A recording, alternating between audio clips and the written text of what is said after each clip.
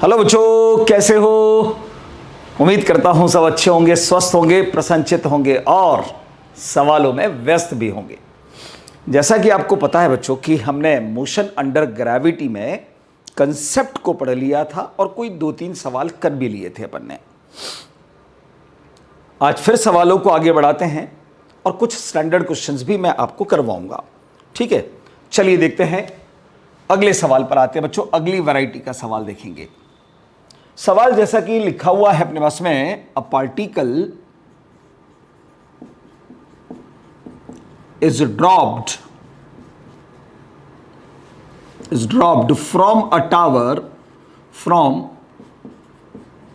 Top of the tower during its motion it covers 9/25 part of height of tower in last 1 second.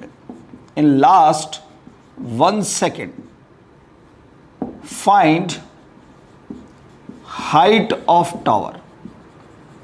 ऐसे question बच्चों अब तक 5 बार पूछा जा चुका है, तो इसलिए क्वेश्चन की वैरायटी इंपॉर्टेंट है, समझिएगा।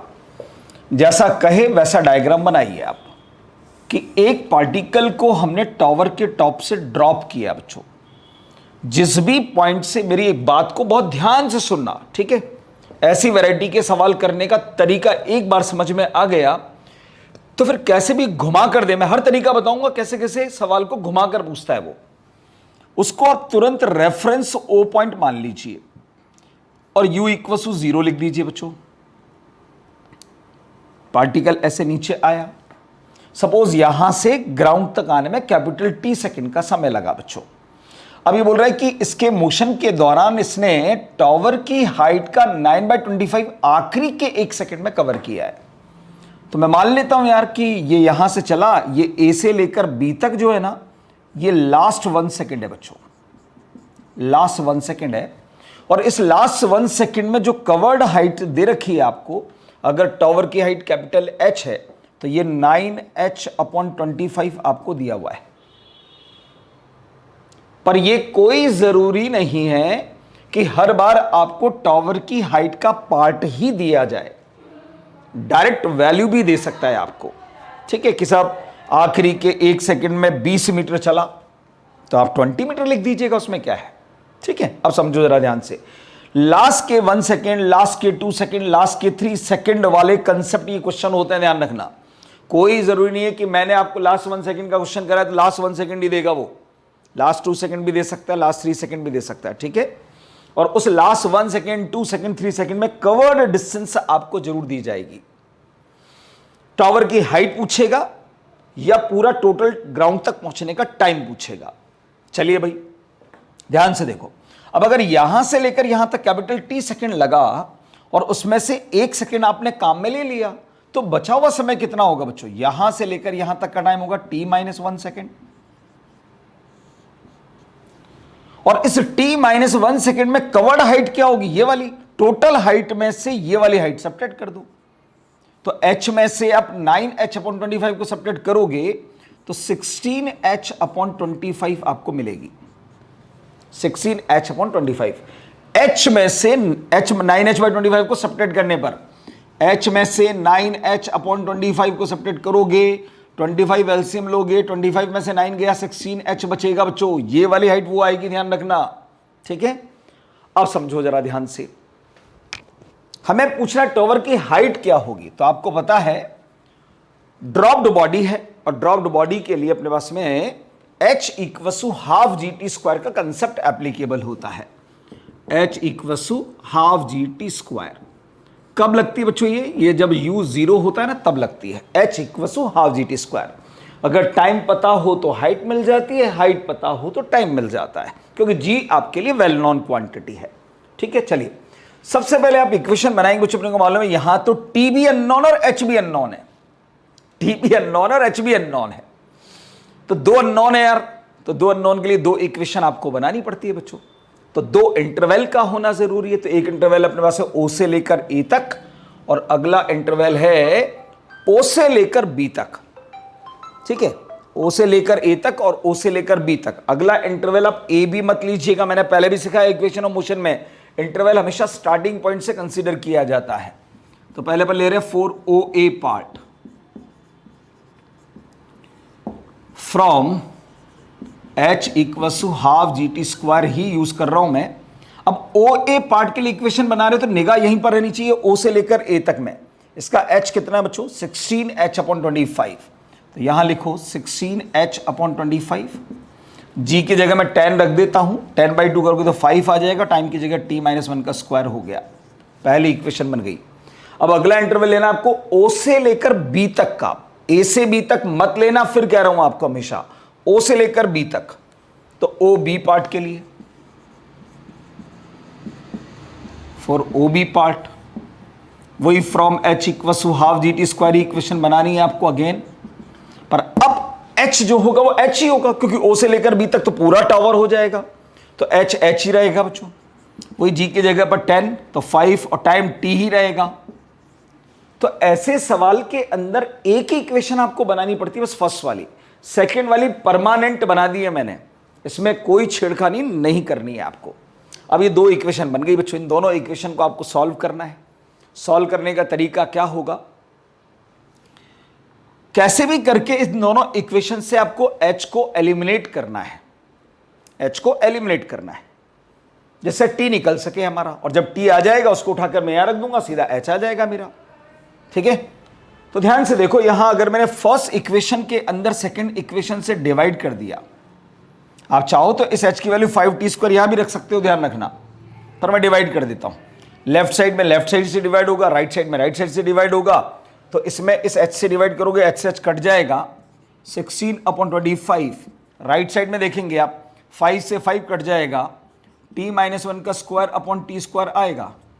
अब square root on both side कर दीजिए, स्क्वायरिंग हट जाएगी, तो 4/5 T-1/T क्रॉस मल्टीप्लीकेशन कीजिए बच्चों। यहां आ जाता हूं मैं, 4T इक्वल्स टू 5T-5। तो यहां से T की वैल्यू आएगी 5 सेकेंड, और इस T की वैल्यू को उठाकर आप यहां रख दीजिए, तो H की वैल्यू आ जाएगी 5 × 5 का स्क्वायर, यानी कि 125 मीटर आंसर। तो ऐसे क्वेश्चन, ये तो एक सिंपल सा क्वेश्चन जो सबसे पहली बार पूछा गया था, वो यही क्वेश्चन था बच्चों। ठीक है, अगले सवाल के अंदर देखें हम जरा ध्यान से। अब मैं क्वेश्चन की लैंग्वेज मिटाऊंगा नहीं, ठीक है। हाँ, आप देखिएगा, और ये भी नहीं मिटा रहा OA और OB पार्ट। आप देखिएगा, सिर्फ और सिर्फ एक इक्वेशन ही मैं चेंज करूंगा बस। सेकेंड इक्वेशन जो थी वो एज इट इज मैंने रखी हुई है। Particle is dropped from a top of tower. During its motion, it covers 40 meter distance in last 2 seconds. Find height of tower. तुरंत आपने ये लाइन ड्रॉ करी, ये रेफरेंस O लिखा, यहां से बॉडी को ड्रॉप किया, और ये लास्ट के 2 सेकंड A से लेकर B तक, ये लास्ट 2 सेकंड आपने लिख दिया, और यहां 40 मीटर दिया, आपने 40 लिख दिया बच्चों, खत्म। अब ऊपर का टाइम क्या बनेगा यहां से यहां तक? T-2, क्योंकि 2 सेकंड है ना, ये T-2, और ये हाइट कितनी बनेगी बच्चों? H-40। तो O से A पार्ट के लिए बनेगा from H equal to half GT², वही आपको इक्वेशन बनानी है। पर अब OA पार्ट का H कितना है बच्चों? H-40। यहां 5, टाइम कितना? T-2 का होल स्क्वायर, पहली इक्वेशन। दूसरी equation as it is, H equal to 5T², second equation. कहा था H को एलिमिनेट करना है, तो इस H को मैं सीधा उठाकर यहीं रख देता हूं। ठीक है, तो ये देखो 5T² - 40 बराबर, इस ब्रैकेट को खोलना पड़ेगा बच्चों, T² - 4T + 4। अब ब्रैकेट को खोल दीजिए आप, 5T² - 20T + 20, 5T² से 5T² मरेगा, इसको इधर ले आइएगा बच्चों, -60 बराबर -20T। T की वैल्यू आ गई 3 सेकेंड, और इस 3 सेकेंड को उठाकर आप यहां रख दीजिए, H की वैल्यू आ जाएगी 5 × 3 का स्क्वायर, 945 मीटर आंसर। आया समझ में? एक और क्वेश्चन करते हैं जिसको घुमाकर पूछा गया बच्चों, थोड़ा सा घुमाकर पूछा गया। क्या पूछा गया था देखिए आप इधर।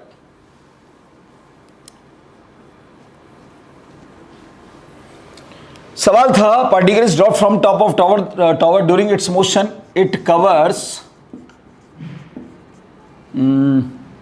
7x distance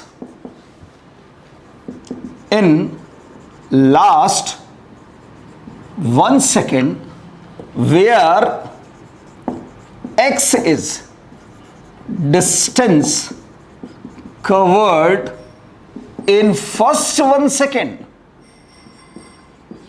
Find height of tower. सवाल को घुमाकर पूछा गया है, जरा ध्यान से देखेंगे। लास्ट के 1 सेकंड के अंदर जो डिस्टेंस उसने कवर करी वो 7x है, पर ये x कितना है?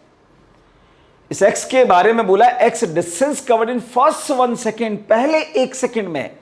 तो भैया यहां इस h की जगह x कर देता हूं, हाफ इंटू 10 सॉरी, और ये फर्स्ट 1 सेकेंड रखा तो 5 मीटर आ गया बच्चों, x की वैल्यू 5 मीटर। तो यहां अगर मैं x की जगह 5 रखूंगा तो कितना हो जाएगा बच्चों? 35 मीटर। बस हो गया सवाल। अब क्या है, ये 1 सेकेंड, ये t-1 सेकेंड, ये h-35, ये लीजिए। तब इक्वेशन में यहां क्या आ जाएगा? h-35, यहां क्या आ जाएगा? t-1 का स्क्वायर। Second equation as it is, इसको आपने 5t² - 35, ये 5t², ये 2t आ जाएगा बेटा, और ये +1 हो जाएगा। ठीक है, ब्रैकेट को खोलते हैं। चलिए देखो आप क्या आता है, 35, ये 5t² - 10t +5।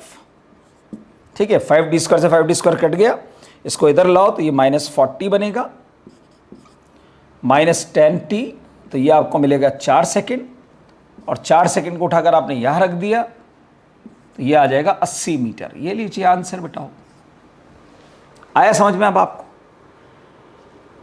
तो ऐसे सवाल को घुमा फिरा कर देता है। चलिए साहब, एक वैरायटी के सवाल बताए बच्चों मैंने, अगली वैरायटी के सवाल को देखिएगा आप।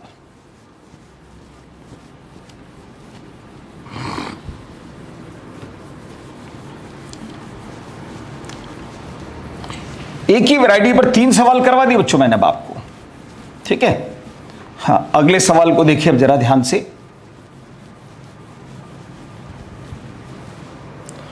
अगला सवाल, a particle P is dropped from top of tower of height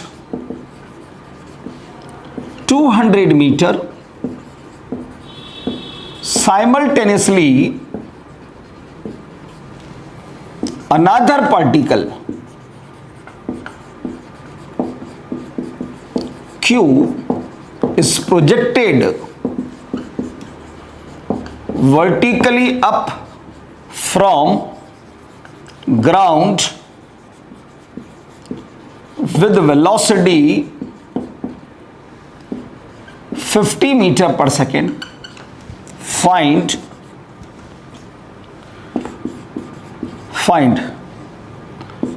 at which position from ground they will cross to each other. They will cross to each other. चलो बच्चों, सवाल का डायग्राम बनाते हैं। जैसा बोला, ये 200 मीटर हाइट का एक टावर मैंने लिया बच्चों, हाइट दे रखी 200 मीटर। यहां से आपने एक पार्टिकल P को ड्रॉप किया बच्चों, मतलब U = 0। ठीक है, अब उसी वक्त आपने दूसरे पार्टिकल Q को ग्राउंड से ऊपर की तरफ 50 मीटर पर सेकंड से प्रोजेक्ट किया है। तो पूछ रहे बताओ कि दोनों पार्टिकल ग्राउंड से किस पोजीशन पर क्रॉस कर रहे होंगे। तो ये पक्की बात है बच्चों कि ये नीचे आ रहा होगा, ये ऊपर जा रहा होगा। मान लेते हैं अपन ग्राउंड से यहां पर स्मॉल h हाइट पर ये दोनों पार्टिकल क्रॉस कर रहे हैं एक दूसरे को। ठीक है, हाँ, ये नीचे आ रहा है, ये ऊपर जा रहा है, ये क्रॉसिंग पॉइंट है ग्राउंड से h हाइट पर। अब अगर ग्राउंड से h है बच्चों, तो टावर के टॉप से कितना होगा यार? ऑब्वियसली 200 माइनस h होगा। तो पार्टिकल P ने इतना डिस्प्लेसमेंट कवर किया है और पार्टिकल Q ने इतना डिस्प्लेसमेंट कवर किया है। ये अगर टी टाइम में इतना नीचे आया तो ये टी टाइम में इतना ऊपर चला गया। तो दोनों पार्टिकल के लिए इक्वेशन बनाएंगे हम। फॉर पार्टिकल P तो ड्रॉप्ड पार्टिकल है, तो उसके लिए तो सीधा सीधा from h equals to half G T square ही बनेगा। पर P के लिए h कितना होगा बच्चों? 200 माइनस h। तो इसके लिए तो बनेगा 200 माइनस h बराबर 5t स्क्वायर। डायरेक्ट g की जगह 10 पुट कर दिया है मैंने। और q के लिए देखें अपन, यहां लिख देता हूं फॉर q। ये नीचे से प्रोजेक्टेड पार्टिकल है, तो इसके लिए s equal to U T minus half G T square वाली इक्वेशन बनाएंगे।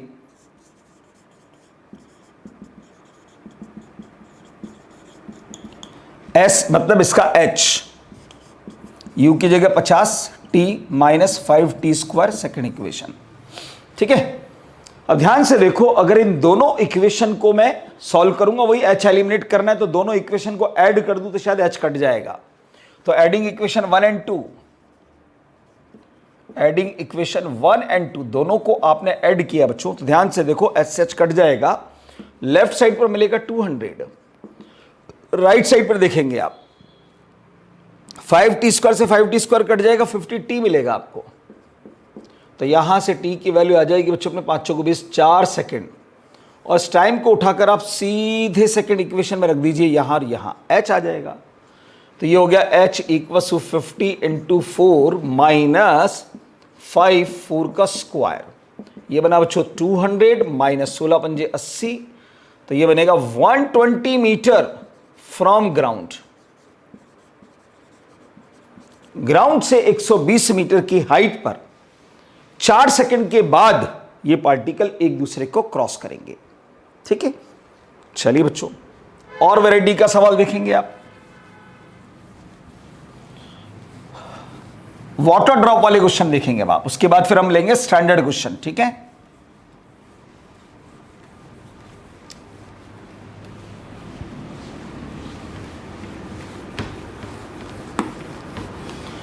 चलिए next question. Water drops are falling from 9 metre high building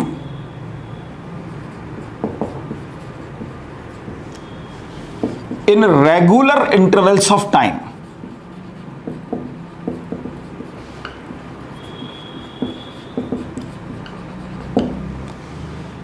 If fourth drop starts to fall when first drop reached at ground, find position of second and third drop from top of the building।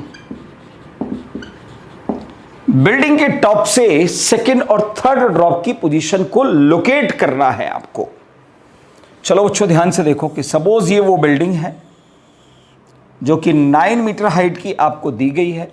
तुरंत आपने यहां 9 metre लिखा। यहां से आप water drop को लगातार गिरा रहे हो बच्चों।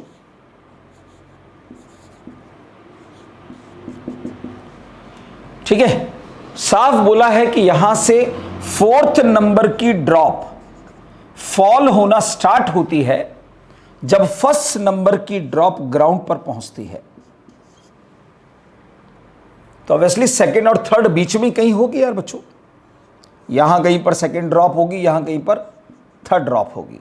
ये सेकंड वाली, ये थर्ड वाली और ये फोर्थ वाली।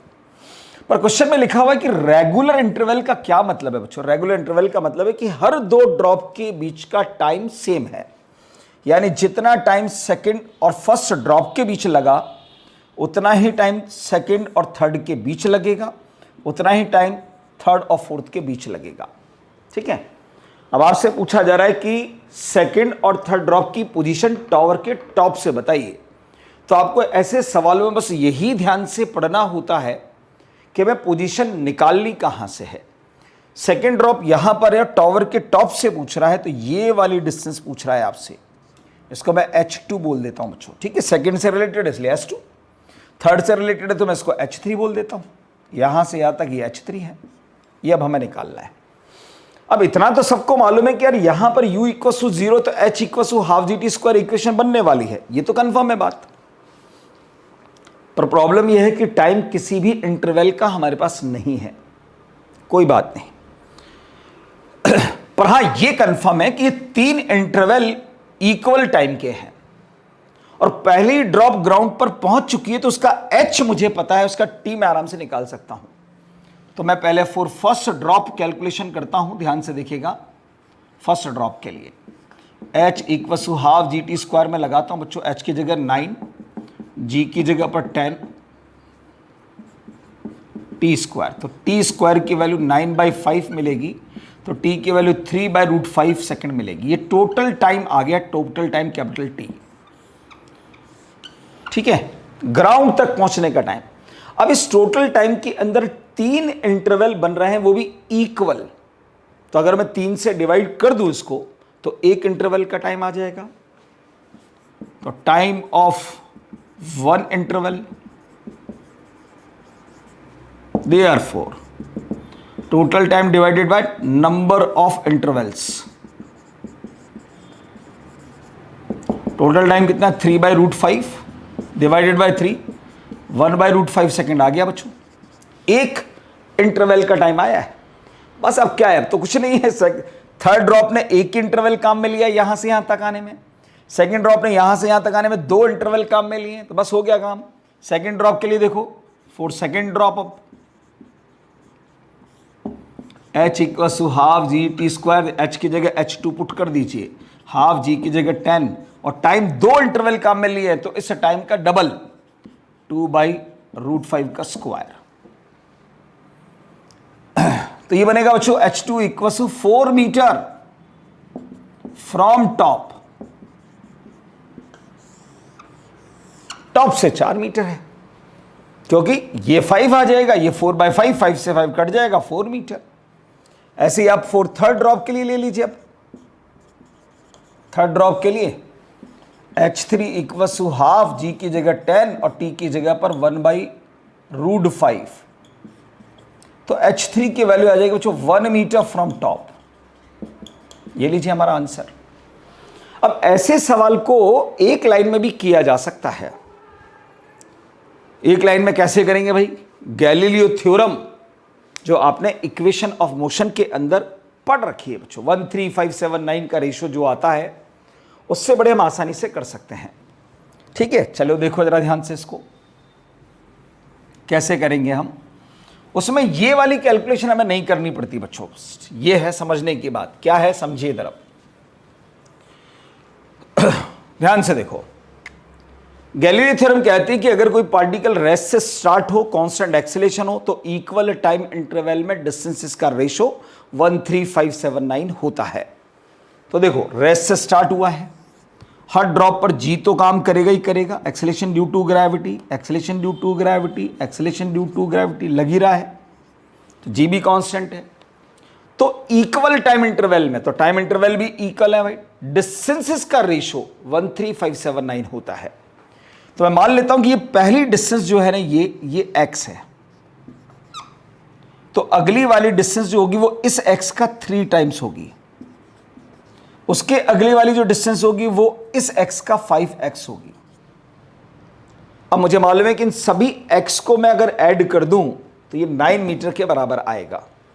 तो यानी x + 3x + 5x = 9, तो 9x = 9, तो x = 1 मीटर। अब मुझे मालूम है कि h3 ही यहां पर x है, ये x और ये h3 बराबर है, तो ये आ गया 1 मीटर फ्रॉम टॉप। h2 को देखो, h2 यहां से यहां तक है, यहां से यहां तक है, इसका मतलब है x प्लस 3x यानी कि 4x, और x की वैल्यू 1, तो 4 मीटर फ्रॉम टॉप। ये लीजिए आंसर। ऐसे आप गैलीलियो थ्योरम को लगाकर भी क्वेश्चन को सॉल्व कर सकते हैं बच्चों। अब देखिए इसके अंदर बच्चों कुछ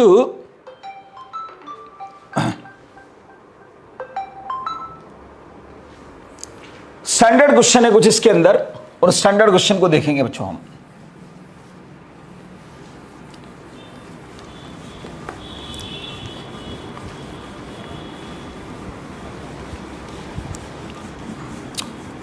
आइए standard question.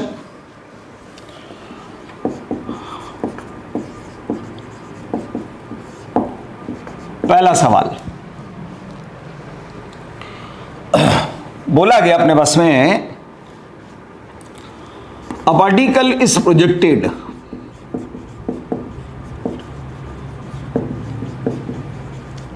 Vertically up from ground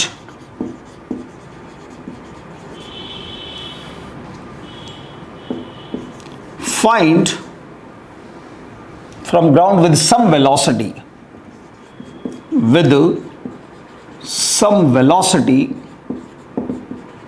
find distance covered by particle in last t second of the upward motion या असेंडिंग मोशन भी बोल सकता है। किसी पार्टिकल को आपने ग्राउंड से ऊपर की तरफ प्रोजेक्ट किया किसी वेलोसिटी के साथ, पता नहीं है कितनी वेलोसिटी है, अननोन है भाई, ठीक है। यहां से पार्टिकल को फेंका, असेंडिंग जर्नी यहां तक हुई, यहां फाइनल वेलोसिटी 0 है, और यहां से लेकर यहां तक टोटल टाइम लगा मान लो कैपिटल T सेकेंड का। तो लास्ट से T सेकेंड में मान लेता हूं, ये रेफरेंस है अपने पास में O पॉइंट, A से लेकर B पॉइंट तक यह है last T second, last T second, और इसके अंदर ये जो डिस्टेंस यहां से यहां तक है h, वो मुझे निकाल कर देना है। तो मैंने आपसे जब मोशन अंडर ग्रेविटी के कंसेप्ट में पढ़ा रहा था बच्चों, तब आपको बताया था असेंडिंग जर्नी और डिसेंडिंग जर्नी के अंदर हॉरिजॉन्टल लेवल तक ascending time descending time same होता है। तो ध्यान से देखो, यहां से लेकर यहां तक का टाइम T सेकंड का है बच्चों, तो ये पक्की बात है, लौट के आएगा तो ये टाइम भी T सेकंड का ही रहेगा, और ये डिस्टेंस जितनी होगी उतनी डिस्टेंस ये भी होगी यार। तो आप ये वाले डिस्टेंस निकाल लो ना यार सीधा सीधा, और इसके लिए तो सीधा सीधा h = ½ GT²। आंसर ये लो, आंसर ये लो, स्टैंडर्ड क्वेश्चन है।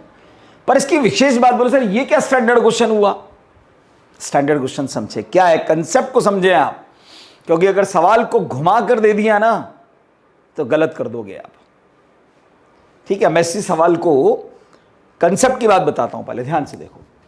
पार्टिकल को चाहे कितनी भी वेलोसिटी से प्रोजेक्ट करो आप, कितनी भी वेलोसिटी से प्रोजेक्ट करो, लास्ट के T सेकंड में ऑलवेज ½ GT² ही डिस्टेंस होगी, because this distance does not effected due to projected velocity.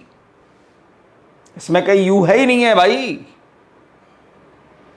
और अगर लास्ट का T सेकंड ना बोलकर लास्ट का 1 सेकंड बोले तो 5 मीटर या 4.9 metre.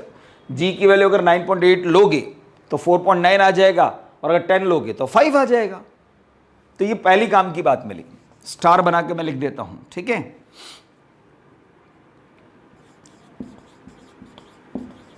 When body is projected vertically up from ground with any velocity किसी से भी फेंको आप, distance covered by particle in last t second of ascending motion is always half gt square, always half gt square.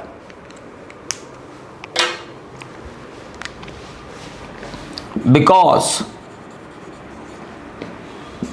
this distance does not depends on projected velocity. ये तो पहली काम की बात होगी बच्चों। दूसरी बात अपने को पता चली बच्चों कि किसी भी वेलोसिटी से प्रोजेक्ट करो, लास्ट के असेंडिंग मोशन के लास्ट के टी सेकंड में जितनी डिस्टेंस होती है, डिसेंडिंग मोशन के फर्स्ट टी सेकंड में उतनी ही डिस्टेंस होती है। भाई यहां से तो डिसेंडिंग मोशन शुरू हो गया ना यार, तो डिसेंडिंग मोशन का फर्स्ट टी सेकंड होगा, ये असेंडिंग मोशन का लास्ट टी सेकंड होगा। तो असेंडिंग मोशन के लास्ट टी सेकंड की जितनी डिस्टेंस होगी, डिसेंडिंग मोशन के फर्स्ट टी सेकंड में उतनी ही डिस्टेंस होगी। Second point, when particle is projected vertically up from ground with any velocity, then distance covered by particle in last t second of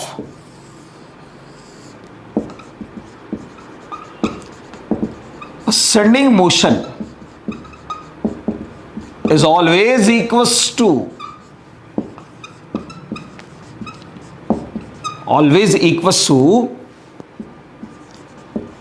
distance covered in first t second of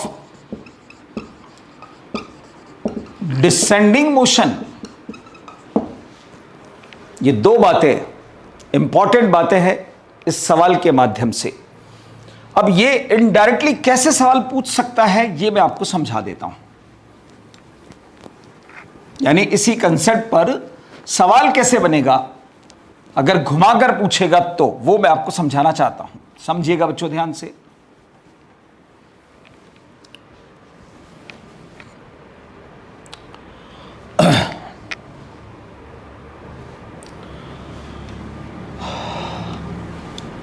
question ऐसे दिया आपको,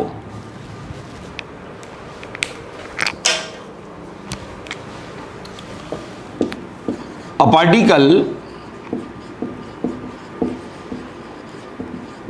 projected vertically up from ground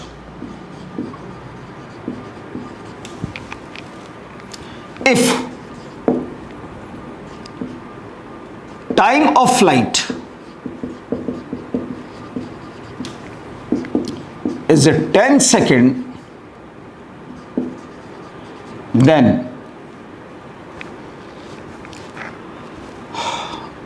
which is correct?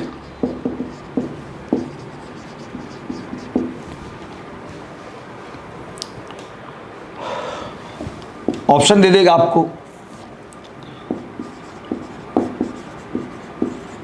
Distances equal in first second and 6 second. Second, distances equal in second second and 7th second. Third, distances equal in 5th second and 4th second. Fourth, distances equal in second and in 9th second, ऐसा बोल दिया। तो इस concept पर सवाल है, तो ध्यान से देखो क्या करोगे आप। कुछ मत कीजिए, ऐसे सवालों का बड़ा आसान सा तरीका आपको बता देता हूं। टाइम ऑफ लाइट कितना देर का बच्चों? 10 सेकेंड। टाइम ऑफ लाइट का मतलब ascending time plus descending time. तो 5 सेकेंड जाने में लगे, 5 सेकेंड आने में लगे। तुरंत डायग्राम बनाइए आप ऐसा, और इसके 5 टुकड़े कर दो, 1 2 3 4 और 5। यहां जाकर वेलोसिटी 0। ये फर्स्ट, ये सेकंड, ये थर्ड, ये फोर्थ, ये फिफ्थ, ये सिक्स्थ, ये सेवंथ, ये एट्थ, ये नाइन्थ और ये 10th। सेकंड मेंशन कर दिए, खत्म, हमारा आंसर 4th गया। सेकंड और 9 सेकंड की डिस्टेंसेस इक्वल है। देख लो आप, ये डिस्टेंस और ये डिस्टेंस इक्वल है। फर्स्ट और 6, अब फर्स्ट यहां है, 6th यहां पर, ये कैसे बराबर हो सकती है? ठीक है ना। तो सेकंड एंड 7th, सेकंड यहां पर है भाई, 7th यहां पर है। 5th एंड 4th, 5th यहां पर है, 4th यहां पर, ये इक्वल नहीं हो सकती। हाँ, 5th और 6th होता तो इक्वल होती, 4th 7th होता तो इक्वल होता, 3rd 8th होता तो इक्वल होता, 2nd 9th है तो इक्वल है, 1st 10th है तो इक्वल है। तो ऐसे क्वेश्चन को घुमाकर पूछ लेता है कंसेप्ट पर। चलिए बच्चों, अगले सवाल पर आते हैं।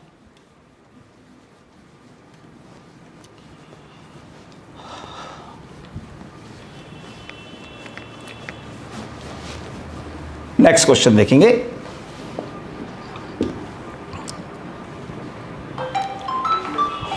अरे यार क्या है, एक मिनट बताओ, ये क्या है? बार बार मोबाइल आता है तो मैं इसको साइलेंट पर कर दिया मैंने। ठीक है, चलिए। हाँ जी बच्चों, सवाल का मैं डायग्राम बना रहा हूं सिर्फ आपके लिए। एक टावर के टॉप से बच्चों आपने पार्टिकल को ऊपर की तरफ u स्पीड से प्रोजेक्ट किया, तो वो पार्टिकल को ग्राउंड तक पहुंचने में टाइम लगा t1 सेकंड का। t1 टाइम दिया आपको।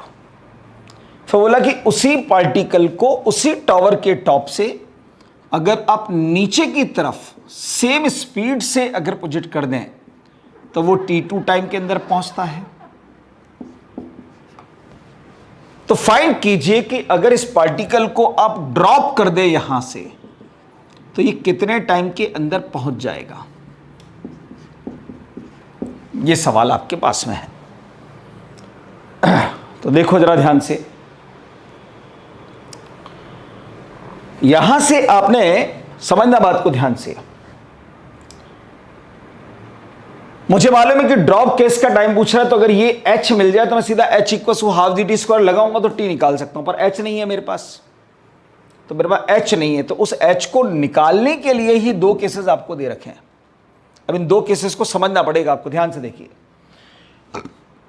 हमने मोशन अंडर ग्रेविटी में पढ़ा था बच्चों कि एक ही हॉरिजॉन्टल लेवल पर असेंडिंग जर्नी की स्पीड और डिसेंडिंग जर्नी की स्पीड सेम होती है।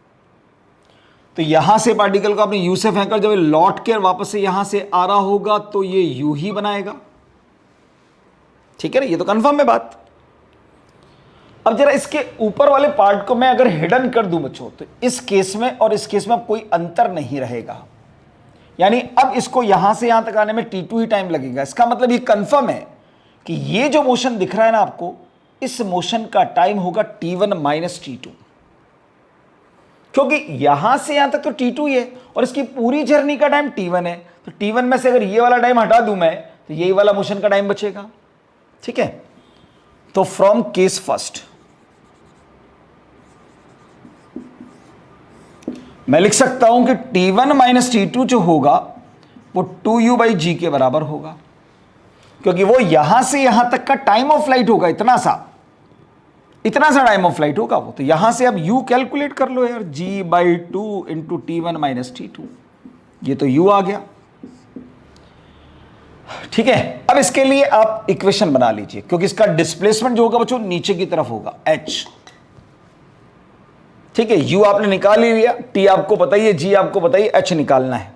तो from s equal to U T plus half A D square लगाया, h कहाँ है बच्चों, माइनस h नीचे की तरफ। अच्छा ये तो निकालना है, अननोन है, सॉरी अननोन है, तो इसको h ही रहने दो, अननोन पर कोई साइन नहीं लगाते अपन। u की जगह पर आप वैल्यू पुट कर दीजिए, g/2 t1 माइनस t2।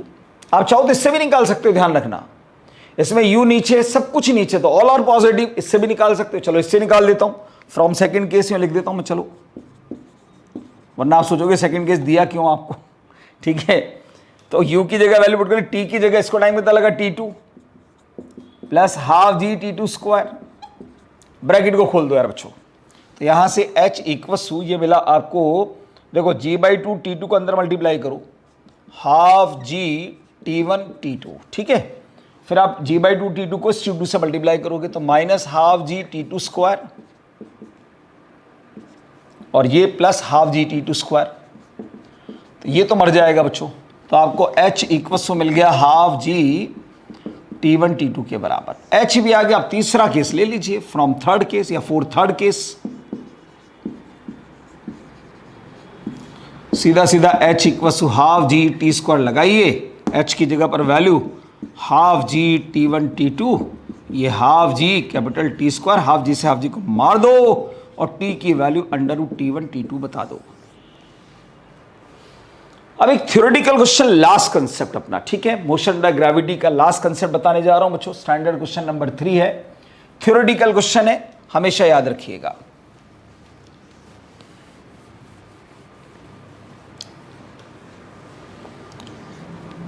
सवाल में बोला जाता है बच्चों कि एक पार्टिकल को u वेलोसिटी से ऊपर प्रोजेक्ट किया गया और असेंडिंग जर्नी का टाइम है t1, then returns back on ground with speed v in time t2।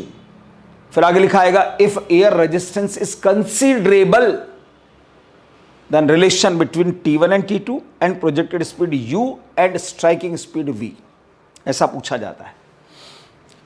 ठीक है, समझेगा तो ध्यान से देखो, सवाल की लैंग्वेज को समझ लीजिएगा। पार्टिकल को प्रोजेक्ट किया u स्पीड से, पार्टिकल असेंडिंग जर्नी के अंदर टाइम लगा रहा है t1, यहां से पार्टिकल लौट कर आया, v से टकराया, t2 टाइम के अंदर आया।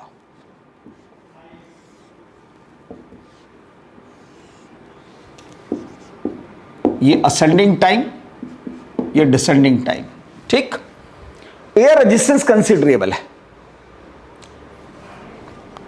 तो जब एयर रेजिस्टेंस कंसीडरेबल होगा ना बच्चों, तो इसका मोशन होगा ऊपर की तरफ, ध्यान से देखना। तो इस पर G नीचे लग रहा होगा और एक एयर रेजिस्टिंग से एक रिटार्डेशन एयर नीचे लग रहा होगा, तो ये दोनों मिलकर इसको रिटार्ड कर रहे होंगे, दोनों मिलकर इसको रिटार्ड कर रहे होंगे, ध्यान रखना।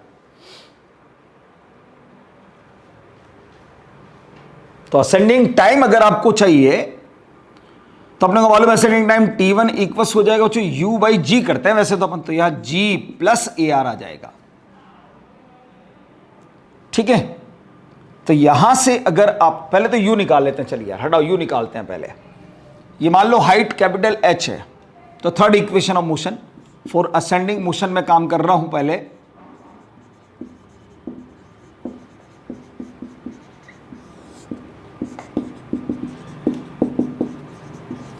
v0 u की वैल्यू पता नहीं, -2 और एक ही जगह पर g प्लस AR और ये h, तो यहां से आप u की वैल्यू निकालोगे √2 g प्लस AR h। ये असेंडिंग प्रोजेक्टेड स्पीड कहते हैं इसको अपन।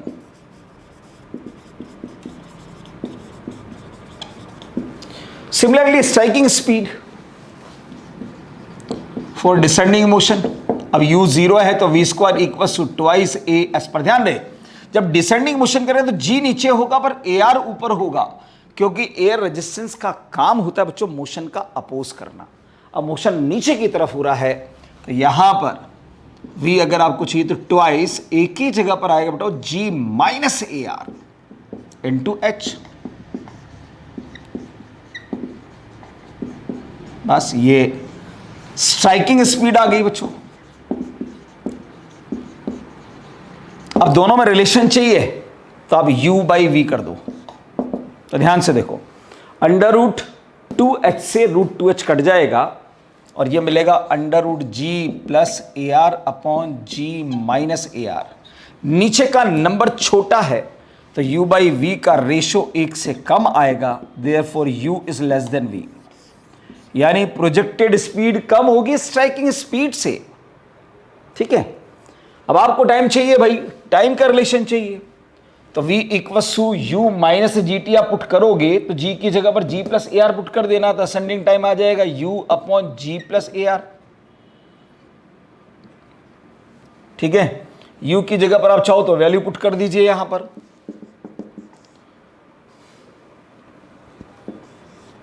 To G plus A R H upon G plus A R, तो T1 असेंडिंग टाइम आ जाएगा 2h upon G plus A R.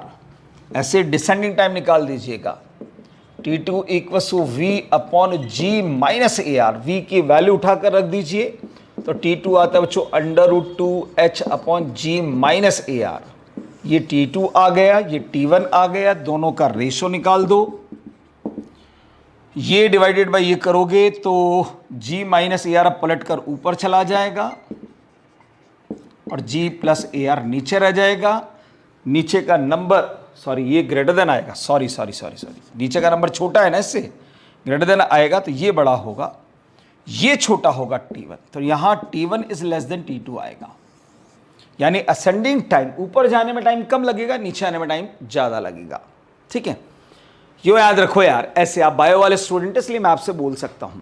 ठीक है, एयर रेजिस्टेंस अगर कंसीडरेबल है तो उसको आप ऐसे याद रखिए कि इंसान को ऊपर जाने में यानी भगवान के पास जाने में 1 सेकंड का भी टाइम नहीं लगता। चलता हुआ आदमी किसी ट्रक के नीचे आ जाए, विद इन सेकेंड गया भगवान के पास, ऊपर गया ना, पर नीचे आने के लिए कम से कम 9 महीने वेट करना पड़ता है। तो टाइम कहां ज्यादा लगा? नीचे आने में। क्लियर? अब मेरे हिसाब से परमानेंट बात आपको याद हो गई होगी। ठीक है, और उसका उल्टा अपने पास में यह होता है, यहां नीचे आने का टाइम ज्यादा है। ठीक है, तो यहां नीचे वाली मतलब स्ट्राइकिंग स्पीड जो होगी वो कम होगी प्रोजेक्टेड स्पीड से। क्लियर? यहां मोशन अंडर ग्रेविटी का कंसेप्ट खत्म होता है बच्चों। अगली क्लास में स्टार्ट करेंगे हम ग्राफिकल सेक्शन को। तब तक पढ़ते रहिए, मुस्कुराते रहिए और सवालों के साथ एंजॉय करते रहिए। Thank you so much.